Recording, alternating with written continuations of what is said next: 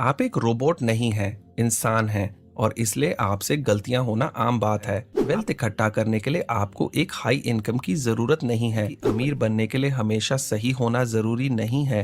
तब आप लाइफ में कई बार फेल होकर भी अमीर बन सकते हैं। हेलो ब्रेन बुक आर्मी, स्वागत है आप सभी का ब्रेन बुक चैनल में, जहां पर आप देख सकते हैं कंप्लीट बुक समरीज। आज मैं आपके लिए award winning author Morgan Housel की book the psychology of money की कंप्लीट बुक समरी लेकर आया हूं।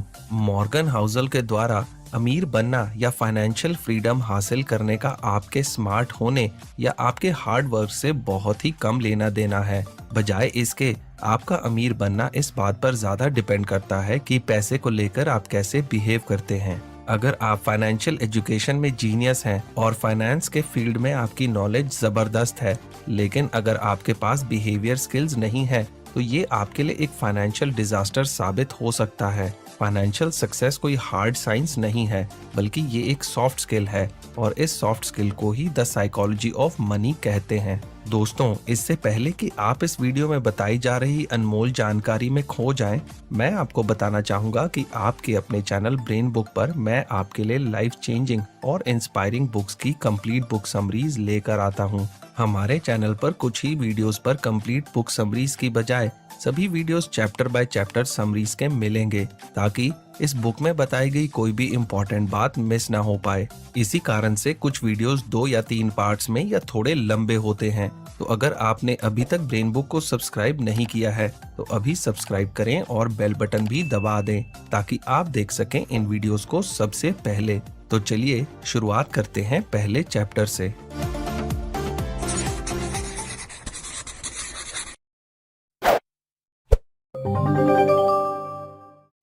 Chapter 1, no one's crazy.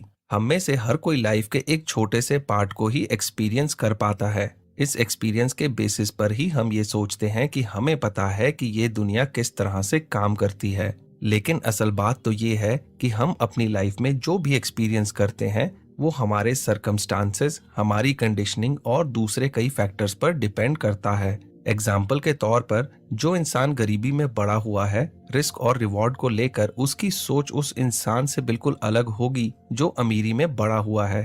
सन 2006 में national bureau of economic research ने पिछले 50 साल के डेटा को लेकर ये देखने के लिए एक स्टडी किया कि लोग किस बेसिस पर रिस्क लेते हैं। उन्होंने पाया कि किसी भी इंसान के रिस्क लेने की क्षमता उसकी पर्सनल हिस्ट्री पर डिपेंड करती है, ना कि उसके एजुकेशन या इंटेलिजेंस पर। हर इंसान का फाइनेंशियल डिसीजन बिल्कुल अलग होता है, जो पूरी तरह से उसके सरकमस्टांसेस और एक्सपीरियंस पर डिपेंड करता है। लोग पैसे को लेकर कोई भी डिसीजन उस वक्त अपने पास मौजूद इंफॉर्मेशन के बेसिस पर ही लेते हैं।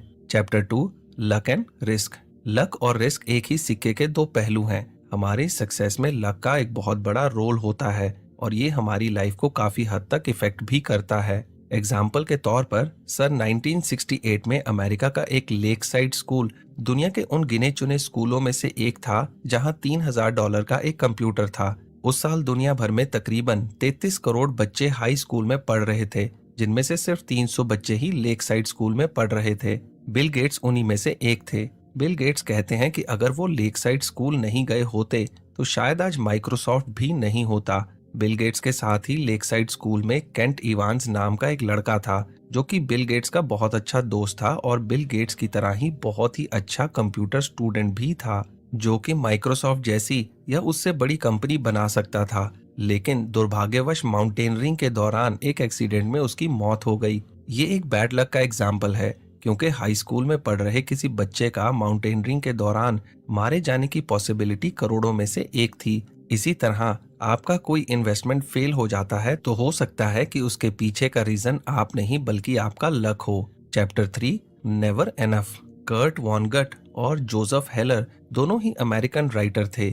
एक बार वो दोनों किसी बिलियनियर पार्टी में गए।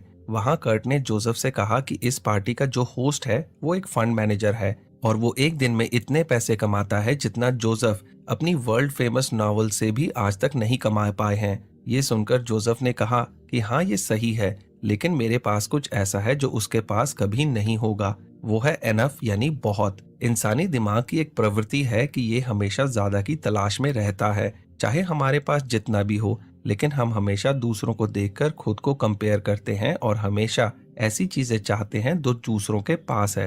एनफ का मतलब यहाँ ये नहीं है कि आप बहुत कम में खुश हो जाएं और अपनी लाइफ मुश्किलों में बिताएं, बल्कि यहाँ एनफ का मतलब ये है कि आपको ये क्लैरिटी होनी चाहिए कि कितना पैसा आपके लिए एनफ होगा, बजाय इसके कि आप सिर्फ पैसे के पीछे भागते रहें। कुछ ऐसी चीजें हैं जैसे कि reputation, freedom, family, friend, love, happiness वगैरह, जिन्हें ताक पर रखकर सिर्फ पैसे कमाने के पीछे भागते रहना मूर्खता है। Chapter 4, confounding compounding. आसान भाषा में कंपाउंडिंग का मतलब समझना चाहें तो हम ये कह सकते हैं कि कोई भी इन्वेस्टमेंट करने पर आपकी जो कमाई होती है उसे भी फिर से इन्वेस्ट करना कंपाउंडिंग कहलाता है। इसमें आपको प्रिंसिपल के साथ उसके इंटरेस्ट पर भी इंटरेस्ट मिलता है। जब ये बुक लिखी गई थी तब वॉरेन बफे की टोटल नेटवर्थ 84.5 बिलियन डॉलर थी, जिसमें से 81.5 बिलियन डॉलर उनके 65वें बर्थडे के बाद आए थे। बफे ने 10 साल की उम्र से ही इन्वेस्टिंग करना शुरू कर दिया था। क्या होता अगर बफे 30 साल की उम्र में इन्वेस्टिंग करना शुरू करते, तो क्या उन्हें सेम रिटर्न मिलता? अगर वे 10 की जगह 30 साल की उम्र में इन्वेस्टिंग करना शुरू करते तो इनकी टोटल नेटवर्थ 84.5 बिलियन डॉलर की जगह सिर्फ 11.9 मिलियन डॉलर होती। कंपाउंडिंग के लिए टाइम की जरूरत होती है। बफेट इसलिए सक्सेसफुल नहीं थे कि वो बहुत अच्छे इन्वेस्टर हैं, बल्कि वो इसलिए सक्सेसफुल हैं क्योंकि वो बहुत लंबे टाइम के लिए एक बहुत अच्छे इन्वेस्टर बने रहे। Chapter 5, getting wealthy versus staying wealthy. अमीर बने रहने के लिए थोड़ा सा पागलपन और किफायती होना जरूरी है। जेसी लिवरमोर अमेरिका के एक ट्रेडर थे। 1929 के आए ग्रेट डिप्रेशन के समय जब पूरी दुनिया के इन्वेस्टर्स के पैसे डूब रहे थे, तब ऐसे कठिन समय में लिवरमोर ने 3 बिलियन डॉलर से भी ज्यादा पैसे कमाए। इसके बाद भी वे बड़े से बड़े दाव लगाते रहे, लेकिन बदकिस्मती से 4 साल के भीतर ही उन्होंने अपनी सारी दौलत गंवा दी और खुद अपनी जान ले ली। लिवरमोर की तरह ही बहुत सारे लोग पैसे तो कमा लेते हैं, लेकिन इन पैसों को संजोकर नहीं रख पाते। पैसे कमाने के लिए रिस्क लेने, ऑप्टिमिस्टिक रहने और अपनी कोशिशों पर बिलीव करने की जरूरत होती है। वहीं पैसे बचाने के लिए जोखिम से बचने, किफायती बनने और इस बात को एक्सेप्ट करने की जरूरत होती है कि आपकी सक्सेस में लक का भी एक इम्पोर्टेंट रोल होता है। यहाँ किफायती होने का मतलब ये नहीं है कि आप कंगालों की तरह रहें। इसका मतलब बस इतना सा है कि आप बिना वजह के अपने पैसे खर्च ना करें और दिखावे में ना पड़ें। Chapter 6, tells you win. Long term investments का आपके रिटर्न्स पर सबसे ज्यादा प्रभाव पड़ता है, लेकिन ये जानना लगभग इम्पॉसिबल है कि कौन सा इन्वेस्टमेंट लंबे समय में सबसे अच्छा रिटर्न देगा। कोई भी इंसान हमेशा सही डिसीजन नहीं ले सकता। एक अच्छा इन्वेस्टर बनने के लिए आपको 10 में से सिर्फ 6 बार सही होने की जरूरत है, यानी कि फेलुअर भी सक्सेस का ही एक हिस्सा है।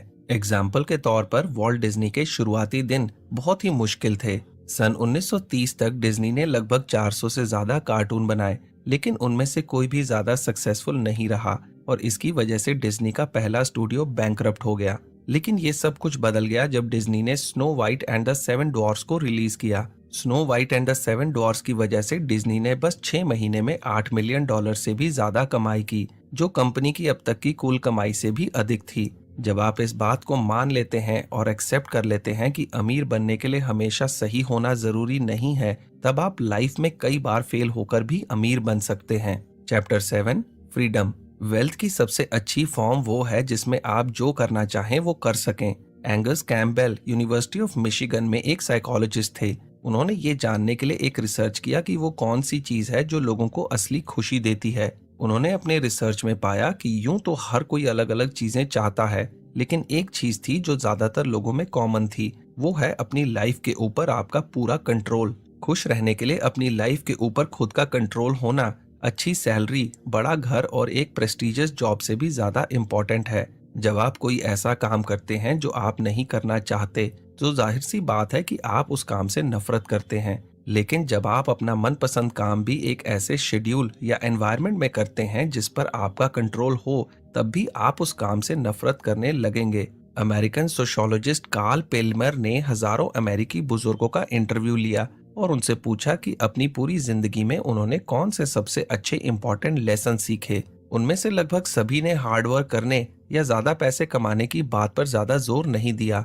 बल्कि उन्होंने अच्छे दोस्त बनाने, अपनी फैमिली के साथ क्वालिटी टाइम बिताने की बात कही। Chapter 8, man in the car paradox. जब आप किसी को कोई अच्छी सी कार चलाते हुए देखते हैं तो आपके दिमाग में ये बात नहीं आती कि वाह, इस गाड़ी का ओनर कितना कूल है, बल्कि आपके दिमाग में सबसे पहले ये बात आती है कि काश ये गाड़ी मेरे पास होती तो लोग मुझे कितना कूल समझते।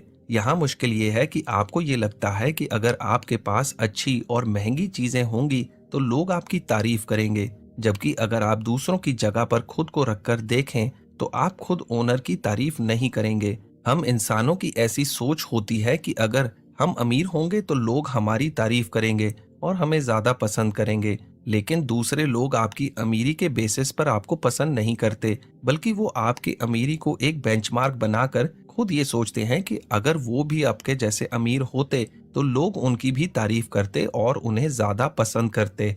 आपको जैसा लगता है पैसा आपको वो रिस्पेक्ट या तारीफ नहीं दिला सकता। ह्यूमिलिटी यानी विनम्रता, काइंडनेस और एम्पथी ऐसी चीजें हैं जो वेल्थ के मुकाबले लोगों की नजरों में आपको ज्यादा पसंदीदा और रिस्पेक्टेड बनाती हैं। Chapter 9, wealth is what you don't see. ज्यादातर लोग जो महंगे फैंसी कार चलाते हैं वो एक्चुअल में अमीर नहीं होते हैं। वे अपना ज्यादातर पैसा अपनी महंगी कार के ऊपर खर्च कर देते हैं, ये बताने की बजाय कि ऐसे लोगों को पैसे की समझ है। एक महंगी कार ये बताती है कि ऐसे लोगों को पैसे की बिल्कुल भी समझ नहीं होती है। हम इंसान अक्सर बाहरी इंफॉर्मेशन के बेसिस पर लोगों को जज करते हैं, जैसे कि कोई कौन सी गाड़ी चलाता है, कैसे घर में रहता है, किस तरह के कपड़े पहनता है। लेकिन वास्तव में असली वेल्थ अदृश्य या अनसीएबल होती है। ये ऐसे एसेट्स होते हैं जिन्हें बाहरी दिखावटी चीजों में नहीं बदला जाता। रिच होना बस आपकी करंट इनकम को दर्शाता है, वहीं वेल्दी होने का मतलब है कि आपकी करंट सेविंग्स और इन्वेस्टमेंट्स कितनी हैं, ताकि बाद में आप बिना किसी परेशानी के अपने पैसे खर्च कर सकें।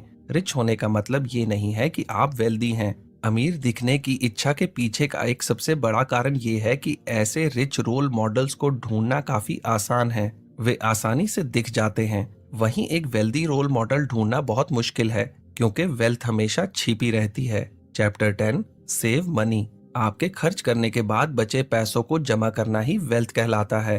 वेल्थ इकट्ठा करने के लिए आपको एक हाई इनकम की जरूरत नहीं है, बल्कि आपको हाई सेविंग्स की जरूरत है। आपकी वेल्थ की वैल्यू आपकी इच्छा और जरूरत के ऊपर डिपेंड करती है। आपकी सेविंग्स आपके ईगो और आपकी इनकम के बीच का एक गैप है।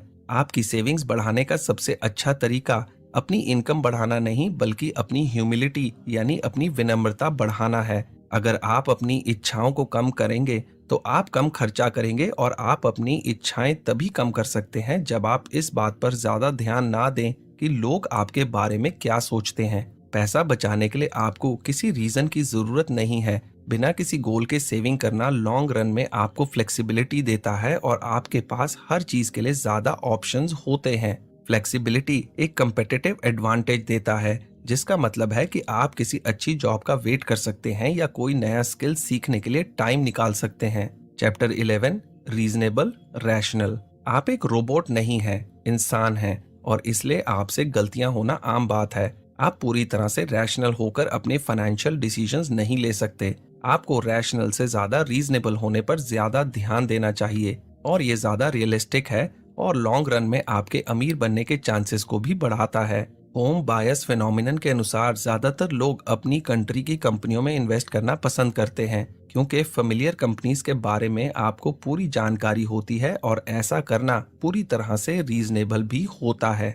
Chapter 12, surprise. हिस्ट्री पास्ट में हुए सरप्राइजिंग इवेंट्स की एक स्टडी है, लेकिन दुनिया भर के इन्वेस्टर्स और इकोनॉमिस्ट इसे फ्यूचर के लिए एक गाइड के रूप में देखते हैं। आपको ये एक्सेप्ट करना होगा कि आप हिस्टोरिकल ट्रेंड्स को फ्यूचर के मैप के रूप में नहीं देख सकते हैं। इन्वेस्टिंग कोई हार्ड साइंस नहीं है, इसलिए ऐसा कोई जरूरी नहीं है कि पास्ट में जैसा हुआ हो फ्यूचर में भी वैसा ही हो। ये एक ऐसी फील्ड है जहां बहुत सारे लोग लिमिटेड इंफॉर्मेशन के कारण अक्सर गलत डिसीजन ले लेते हैं। अब अगर हम स्टॉक मार्केट के रिसेशन की हिस्ट्री को देखें तो सन 1800 के दौरान हर 2 साल में रिसेशन आता था। 20वीं सदी के शुरुआत में ये गैप बढ़कर 5 साल हो गया। वहीं पिछले 50 सालों का डेटा देखें तो ये गैप करीबन 8 साल का है। फ्यूचर में हो सकता है कि ये गैप और ज्यादा या कम हो जाए, इसलिए आप रिसेशन की हिस्ट्री को देखकर कभी भी प्रिडिक्ट नहीं कर सकते कि अगला रिसेशन कब आएगा। इसलिए अपने फाइनेंशियल डिसीजंस को लेते वक्त कभी भी आंखें बंद करके पास्ट में हुए इवेंट्स को देखकर अपने फ्यूचर के प्रिडिक्शंस ना करें। Chapter 13, room for error. किसी भी चीज की बिल्कुल परफेक्टली फोरकास्टिंग करना या पूर्वानुमान लगाना लगभग इम्पॉसिबल है।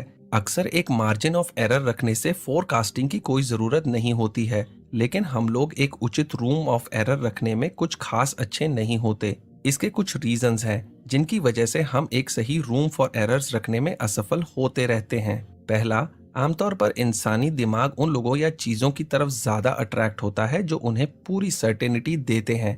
हम लोग आमतौर पर रूम फॉर एरर पर ज्यादा ध्यान देने के बजाय उन लोगों की बातों पर ज्यादा ध्यान देते हैं जो पूरे विश्वास के साथ इस तरह की चीजें कहते हैं कि इस हफ्ते ये स्टॉक ऊपर जाएगा या फिर ये कैंडिडेट इलेक्शन हार जाएगा। दूसरा, हम लोग अक्सर दूसरों की लाइफ में रूम फॉर एरर देखने में सफल रहते हैं, लेकिन अपनी लाइफ में रूम फॉर एरर नहीं देख पाते हैं। एक हार्वर्ड साइकोलॉजी स्टडी के मुताबिक जब हम दूसरों के घरों के रेनोवेशन को देखते हैं तो वो हमेशा सोचते हैं इन्होंने अपने बजट से 25-50% तक अधिक खर्च किया होगा। लेकिन जब हम अपने घर के रेनोवेशन का एस्टीमेट लगाते हैं तो हमें लगता है कि हमने सारा काम अपने बजट में किया। जब आप फाइनेंशियल प्लानिंग करें तो कुछ सवालों के जवाब आपके मन में बिल्कुल क्लियर होने चाहिए, जैसे कि अगर मार्केट 30% नीचे जाता है तो आप अपने स्टॉक सेल करेंगे या नहीं करेंगे। अगर एक average stock market normal scenario से 2% कम रिटर्न देता है तो क्या आप अपने रिटायरमेंट के लिए एनफ सेविंग कर रहे हैं।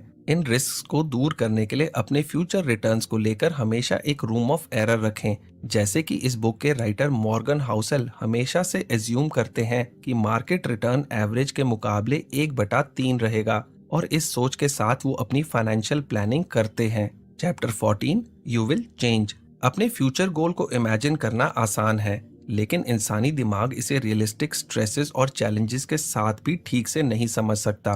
एग्जाम्पल के तौर पर फेडरल रिजर्व के अनुसार 27% कॉलेज ग्रेजुएट ही अपने सब्जेक्ट से रिलेटेड जॉब्स करते हैं। एक साइकोलॉजिकल फिनोमेना है जिसे एंड ऑफ हिस्ट्री इल्यूजन कहा जाता है, जिसके अनुसार लोग आमतौर पर इस बात से तो अवेयर रहते हैं कि पास से लेकर अब तक वो कितना बदल चुके हैं, लेकिन वो इस बात को अंडर एस्टिमेट करते हैं कि फ्यूचर में वो कितना बदल जाएंगे। आप कितना बदल सकते हैं, इस बात का पता लगाने के लिए 2 बातों का ध्यान रखें। पहला, कभी भी लो इनकम के साथ खुश रहने की प्लानिंग ना करें और ना ही लगातार घंटों तक काम करने की प्लानिंग करें। दूसरा, इस बात को एक्सेप्ट करें कि आप कभी भी अपना मन बदल सकते हैं। दरअसल हमारी रियलिटी टाइम के साथ बदलती रहती है, इसलिए हमें भी अपने गोल्स तथा स्ट्रेटजीज को सिचुएशन के अनुसार बदलने के लिए तैयार रहना चाहिए। Chapter 15, nothings free. ज्यादातर चीजें थ्योरी के मुकाबले प्रैक्टिकल में ज्यादा हार्ड होती हैं। हम इंसानों में ओवर कॉन्फिडेंस की एक टेंडेंसी होती है और आमतौर पर हम किसी चीज के पीछे लगने वाले एफर्ट्स और कॉस्ट को नहीं देख पाते। हर काम बाहर से बहुत आसान लगता है क्योंकि किसी काम में आने वाले चैलेंजेस को वही फेस करता है जो एक्चुअल में उस काम को करता है। इन्वेस्टमेंट में सिर्फ आपका पैसा ही नहीं लगता, बल्कि उसमें वॉलेटिलिटी यानी अस्थिरता, फियर, डाउट, अनसर्टेनिटी और रिग्रेट भी शामिल होते हैं। अच्छे रिटर्न्स पाने के लिए आपको वॉलेटिलिटी की कीमत चुकानी होती है। अगर आप ये कीमत नहीं चुकाते तो आपको अपनी उम्मीद से काफी कम रिटर्न मिलेंगे। इन्वेस्टमेंट में कई सारे साइकोलॉजिकल फीस होते हैं। इन्हें आप एक फी की तरह देखें, ना कि फाइन की तरह। फाइन्स आमतौर पर अननेसेसरी और अनजस्टिफाइबल यानी अनुचित हो सकते हैं, लेकिन फीस हमेशा नेसेसरी और जस्टिफाइबल यानी उचित होती है। वॉलेटिलिटी, अनसर्टेनिटी और फियर एक तरह से लॉन्ग टर्म इन्वेस्टमेंट की एडमिशन फीस है। Chapter 16, you and me. हम लोग आमतौर पर काफी सारे डिसीजंस दूसरों को देकर लेते हैं, जिनमें फाइनेंशियल डिसीजंस भी शामिल हैं, लेकिन ध्यान देने वाली बात यह है कि हर कोई अपना अलग अलग गेम खेलता है। इसलिए कभी भी अपने से अलग गेम खेल रहे किसी व्यक्ति को खुद से कंपेयर ना करें। हर इन्वेस्टर का गोल और इन्वेस्टिंग पीरियड अलग होता है। जैसे कि आप गूगल के शेयर के लिए कितने पैसे देंगे, ये इस बात पर डिपेंड करता है कि आप कितने टाइम के लिए इन्वेस्ट करना चाहते हैं। जैसे कि अगर आप डे ट्रेडिंग करते हैं तो आप इसे ऐसी कीमत पर खरीदना चाहेंगे जिससे आप उसी दिन मुनाफा कमा सकें। अगर आप इसे 1 साल बाद बेचना चाहते हैं तो आप मार्केट को एनालाइज करके इसे एक सही कीमत पर खरीदना चाहेंगे। और अगर आप इसे 30 साल के लिए रखना चाहते हैं तो आप इस बात पर ध्यान देंगे कि क्या इसकी करंट प्राइस पर इसे खरीदना ठीक होगा और क्या 30 साल बाद ये आपको आपकी उम्मीद के मुताबिक रिटर्न दे पाएगा। इसलिए फाइनेंशियल प्लानिंग करते समय आंख बंद करके दूसरों की नकल ना करें। क्योंकि आपको नहीं पता कि सामने वाला किस चीज में इन्वेस्ट कर रहा है या फिर वो कितने टाइम के लिए इन्वेस्ट कर रहा है। Chapter 17 the seduction of pessimism. आमतौर पर हम लोग पेसिमिज्म यानी निराशावाद पर ऑप्टिमिज्म से ज्यादा ध्यान देते हैं। ऑप्टिमिज्म को आमतौर पर इस तरह से देखा जाता है कि जो भी होगा अच्छा ही होगा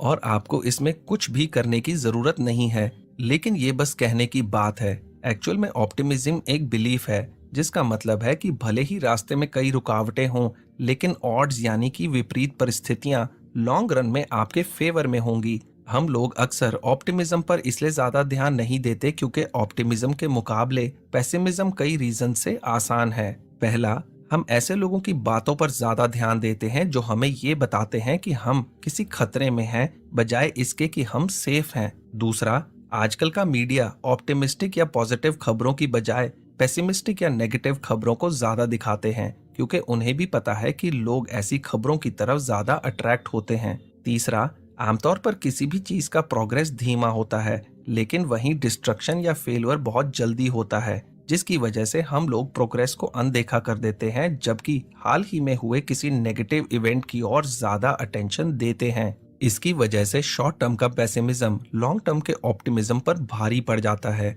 chapter 18 when you will believe anything. Stories या कहानियां स्टैटिस्टिक्स के मुकाबले ज्यादा पावरफुल होती हैं। मॉर्गन हाउसल यूएस का एग्जाम्पल देते हुए कहते हैं कि सन 2008 के फाइनेंशियल क्राइसिस के पहले तथा बाद में अमेरिका में बहुत ही कम बदलाव दिखाई दिया, बल्कि सन 2009 तक काफी चीजें पहले से बेहतर हो गईं, जैसे कि हेल्थ केयर और मेडिसिन में काफी इम्प्रूवमेंट्स हुए, टेक्नोलॉजी पहले से बेहतर हो गई और सोशल मीडिया का प्रभाव बहुत बढ़ गया। लेकिन जब मॉर्गन ने आंकड़ों को देखा तो उनके पैरों तले से जमीन खिसक गई। सन 2007 से 2009 के बीच अमेरिका की इकोनॉमी को $16 ट्रिलियन का नुकसान हुआ और 10 मिलियन से भी ज्यादा लोगों ने अपनी नौकरियां गंवा दी। ऐसा इसलिए हुआ क्योंकि सन 2007 तक लोगों का मानना था कि हाउसिंग प्राइसेस और बढ़ेंगे तथा बैंकर्स और फाइनेंशियल मार्केट सभी स्टेबल और एक्यूरेट हैं। लेकिन सन 2009 तक लोगों का इस कहानी के ऊपर से विश्वास उठ गया और ये इकलौती ऐसी चीज थी जो बहुत ज्यादा बदल चुकी थी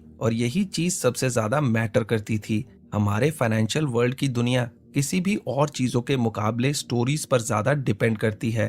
चैप्टर 19 ऑल टुगेदर नाउ। ये चैप्टर एक तरह से पूरे बुक की समरी है और इसमें कुछ एक्शनेबल आइडियाज के बारे में बताया गया है ताकि हम एक अच्छी फाइनेंशियल डिसीजन ले सकें।